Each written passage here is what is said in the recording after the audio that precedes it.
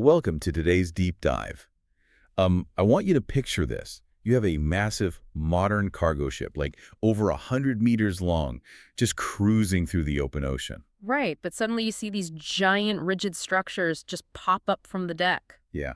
They look less like, traditional canvas sails and more like vertically planted airplane wings catching the breeze. Exactly. And looking through today's stack of articles from Splash Tech, our mission is to really understand why global shipping is suddenly scrambling to engineer wind power back into the maritime equation. Right. We are looking at a fundamental shift in the incentives and, well, the confidence to invest in wind propulsion. It is no longer a pipe dream. It's this high-stakes battle of AI data, commercial contracts, and international policy. Okay, let's unpack this. Why is a hypermodern industry finally trusting something as ancient as the wind? Well, for over a century, a simple lack of trust in data kind of held back wind adoption. I mean, shipping companies are incredibly skeptical of new performance claims. Which makes sense, right? Totally. But that skepticism was just shattered by a project from Smart Green Shipping. They basically strapped a prototype wing sail, it's called a fast rig, onto a cargo ship. Wait, and they use an AI tool to predict the savings, right? Yeah, an AI named FastRoute.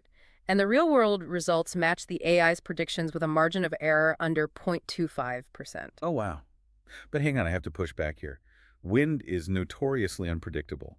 You can't exactly control the weather, so how can a software program guarantee a fuel saving when a week-long calm spell could literally leave a ship stranded? What's fascinating here is how the AI solves that exact unpredictability. It doesn't just guess based on sail size. It ingests massive streams of historical and live global weather data to dynamically route the ship. So it's kind of like a GPS navigation app on your phone, routing you around traffic jams in real time. Exactly. But this app routes the cargo ship directly into optimal wind currents while avoiding dead zones. And because it's so hyper-accurate, the company can now offer a legally binding commercial warranty on the fuel savings. The guesswork is just gone. Oh, I see. So it's exactly like installing solar panels on your house, but only doing it because the installer legally guarantees the exact dollar amount your electric bill will drop. Right, exactly. So if this AI warranty solves the trust issue for one ship, what does scaling it actually do for global emissions? We have a study here from Seas at Risk and the Tyndall Center that modeled real voyage data to answer that. And the potential is staggering, honestly. They calculated that if the global fleet adopted wind propulsion by 2050, it could save 762 million tons of CO2. Yeah, which is equivalent to taking 170 million cars off the road every single year. And half of that impact comes from outfitting just the top 17% of vessels, like those massive bulk carriers and tankers. But here's where it gets really interesting.